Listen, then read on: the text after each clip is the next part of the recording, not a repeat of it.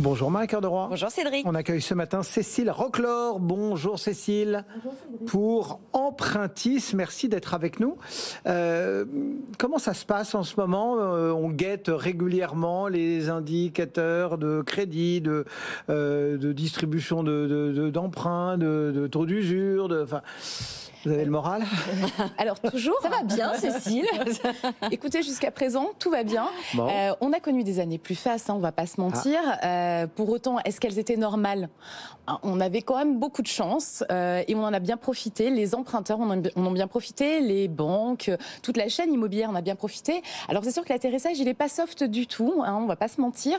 Et effectivement, on guette toujours les indicateurs et on suit le marché tous les jours. Et ce mois-ci, en tout cas cette semaine, on va arriver avec de nouveaux indicateurs puisqu'on attend la publication du nouveau taux d'usure. Bah oui, puisque maintenant il est mensualisé. Donc, et là, on a l'impression, certains nous disent que les choses vont peut-être un peu se calmer. Est-ce que vous, c'est ce que vous pressentez en termes de taux d'usure et donc de taux d'intérêt, in fine, pour les emprunteurs? Alors, ça risque d'être quand même difficile. Se calmer tout de suite, pas forcément. Là, on attend une hausse de taux d'usure qui serait entre 15 et 25 points de base au vu de l'évolution des taux. Donc, on passerait à 4,15, 4,25.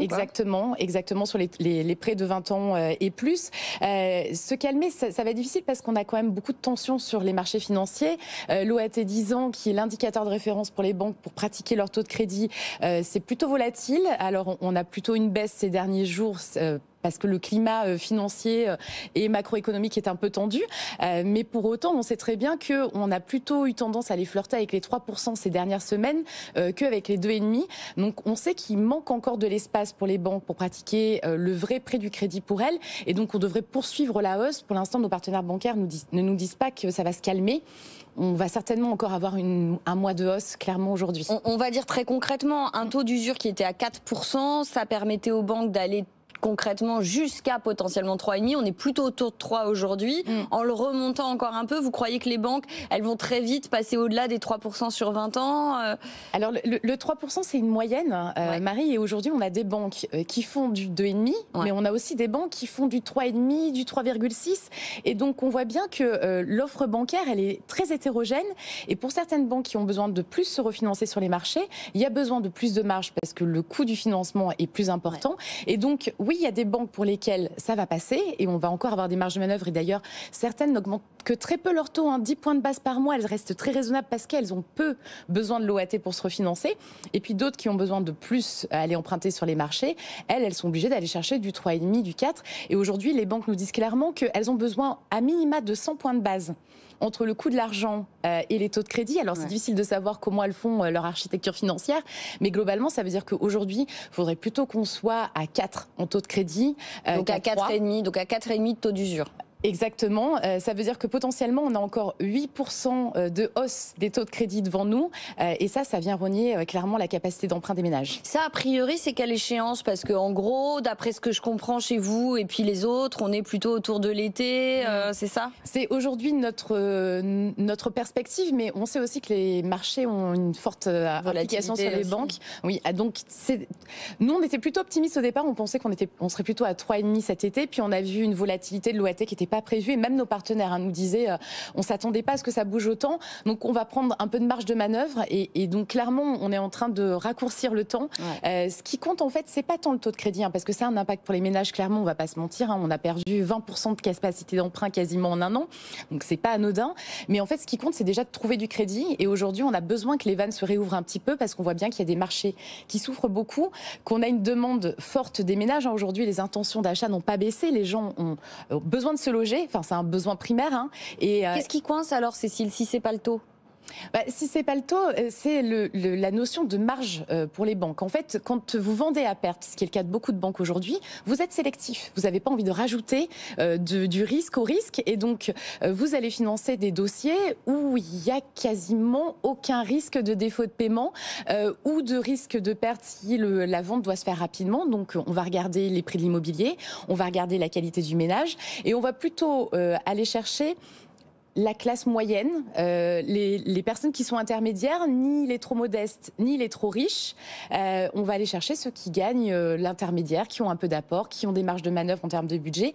Et ça réduit forcément la capacité d'emprunt des ménages parce que vous n'accédez pas toujours au crédit. Et on voit que ça réduit aussi le volume de prêts accordés. Là, on voyait les chiffres de Crédit Logement CSA qui étaient quand même assez spectaculaires. Vous aussi, vous avez l'impression que là, en termes de quantité, au-delà des qualités du financement, mais des quantités, on est vraiment en nette baisse là aujourd'hui? Il y a une vraie restriction de l'offre. Après, ce qui est difficile avec les statistiques, c'est que le marché il est hétérogène. Il n'y a pas un marché français.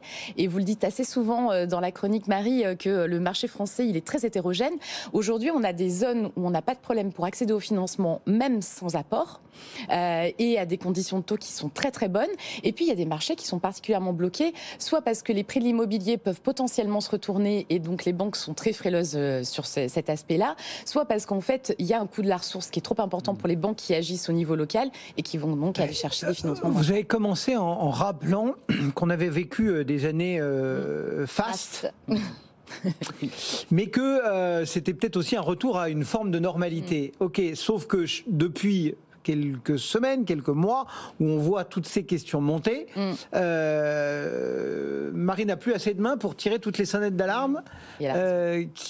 Voilà, donc ce marché normal, il est cette situation plus normale financièrement, elle nous amène en danger.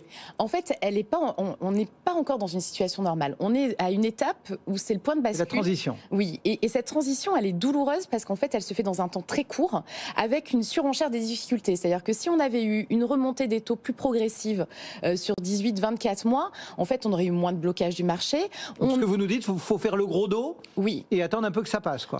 Tant pis, on empruntera plus cher, mais on empruntera, alors que pour le moment, on ne peut pas emprunter. Si aujourd'hui, vous n'avez pas trouvé de solution de financement, et pour ça, il faut vraiment avoir fait le tour des banques et avoir essayé tous les leviers, parce que, encore une fois, toutes les banques ne pratiquent pas la même politique, parce que l'argent ne leur coûte pas le même prix en fonction de leur politique financière. Comprenez, utilisez un courtier. Un courtier, vous pouvez le faire seul. C'est délicatement apporté. Non, mais vous pouvez le faire seul.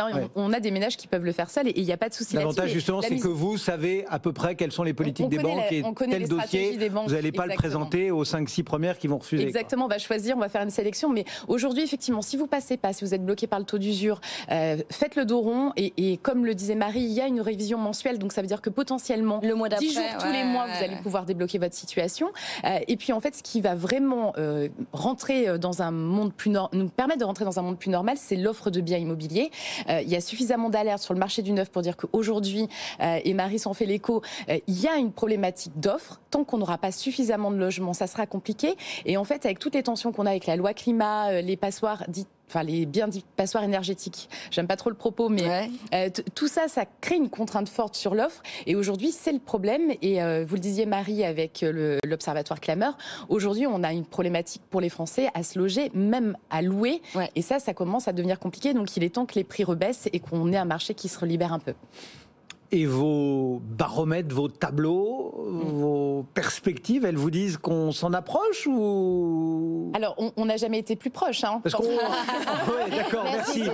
Non, mais je veux dire, voilà, la spéculation va bon train sur les banques centrales en disant quel sera le taux terminal, celui où on va en avoir fini de ce mouvement de hausse. J'imagine que vous spéculez de la même façon, puisqu'on se décale. Vous parliez de l'OAT, mais voilà, l'OAT étant indexé sur tous les taux européens aussi. Enfin voilà, donc chacun cherche son taux terminal. Vous aussi ? Alors forcément, et aujourd'hui les perspectives qu'on a, c'est plutôt le dernier trimestre de 2023.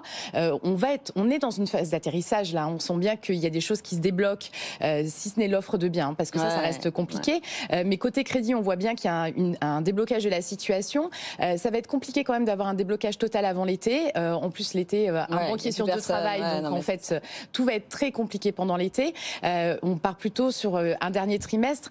Ça veut dire que pour ceux qui ont envie d'acheter aujourd'hui, il faut préparer son dossier, il faut commencer à visiter, il faut estimer sa capacité d'emprunt, il faut préparer son dossier et être dans les starting blocks parce que dès qu'il y a une fenêtre qui se libère, il faut en profiter. Merci beaucoup d'être passé nous voir ce matin, Cécile Roclor, donc pour Empruntis. Merci Marie, à demain. À demain.